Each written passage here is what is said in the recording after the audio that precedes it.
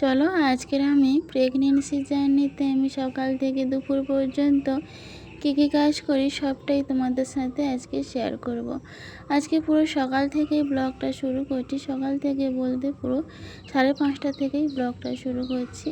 So hello everyone, তোমরা সবাই কেমন আছো? আশা করি ভালো আছো। আমিও খুব ভালো আছি। আর একটি নতুন ব্লগে স্বাগত জানিয়ে আজকে ব্লগটা স্টার্ট করতেছি। আর আমি শ্যামলী, তোমরা কিন্তু ভিডিওটা প্লিজ লাস্ট পর্যন্ত দেখতে থাকো। আশা করি তোমাদের ভালো লাগবে। সকালে প্রথমে ঘুম থেকে উঠে পুরো বাড়িটা প্রথমে ঝাড় দিয়ে দিলাম। তো পুরো বাড়িটা ঝাড় দিতেও কম কষ্ট হয় না আমার এই প্রেগনেন্সিতে। সত্যি কথা বলতে আমার খুবই কষ্ট হয় এই প্রেগনেন্সি জার্নিতে কাজ করতে। তাও না কাজ করলে কে খেতে দেবে বলো তো, কথা শুনতে ছাড়বে না। লাস্টে আমার রুমটা বাকি ছিল, ওটা প্রথমে ঝাঁট দিয়ে লাস্টে তো মেয়েকে এখানে রেওয়াজ করাচ্ছিলাম। আর আমি না আসলে ও রেওয়াজ করবেই না একদম, মানে ওই যে টানতেই পারে না, টানলে সুর আসে না ঠিক মতন, তার জন্যই আমি টানি। তো চলো ও কী গান করছে দেখাই।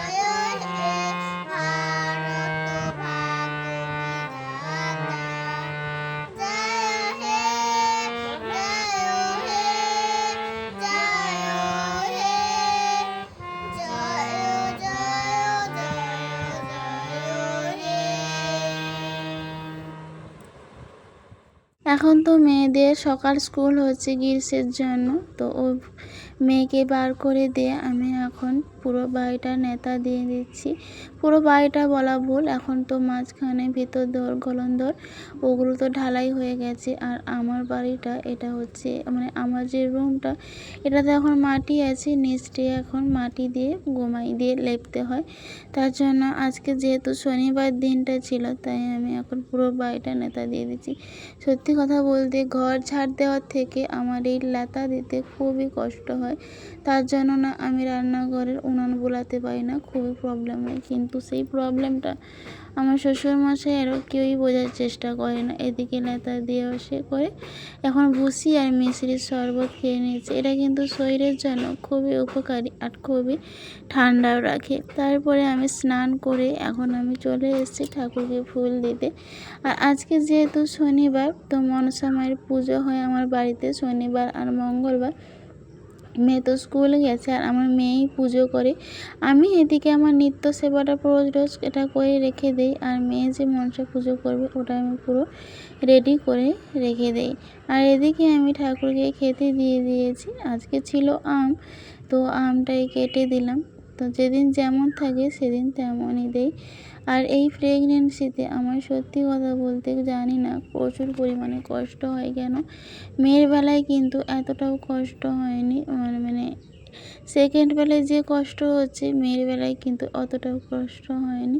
তোমাদের সাথে কথা বলতে বলতে আমার এদিকে ঠাকুরকে ফুল দেওয়া কমপ্লিট হয়ে গেছে। আর সত্যি কথা বলতে ঠাকুরকে ফুল দেওয়ার পর এত সুন্দর লাগছে দেখতে, খুব সুন্দর লাগছে, আমার তো খুবই ভালো লাগে। আর এদিকে দুপুরে কী রান্না করেছিলাম চলো তোমাদেরকে দেখাই। জানো তো ওই যে মিষ্টি আলুগুলো হয়, যেটা আমাদের ভাষায় বলে গুরুম আলু, তো মানে কী আলু বলো আমরা জানি না, আমরা বলি গুরুম আলু। গুরুম আলুর ভাজা করেছিলাম আর এদিকে সয়াবিন দিয়ে তো পতরপ দিয়ে ঝোল করেছিলাম। তো রাত্রে মেয়ে বায়না করছিল রুটি খাবে, তো তার জন্য রুটি বেলতে তো আমি পারি না, তাই জন্য আমি ভেবেছিলাম যে একটু গোলা রুটি বানিয়ে দেবো। তো যেহেতু হাফটা নারকেল ছিল, ওই নারকেলটা কুচিয়ে এখন আমি মিক্স করে এখানে দিয়ে দিয়েছি। তো এখন আমি মাখিয়ে নিয়েছি।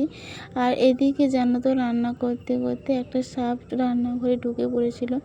খুব ভয় করছিল আমার, মানে আমার যে কোনো সাপ দেখলেই খুব ভয় করে। আর এদিকে দেখো আমার গোলা রুটি কমপ্লিট হয়ে গেছে, আর এদিকে আমার খেতে বসে পড়েছে। আজকে ব্লগটা ছিল এতটুকুই। যদি তোমাদের ভালো লেগে থাকে প্লিজ চ্যানেলটা সাবস্ক্রাইব করে পাশে থেকো।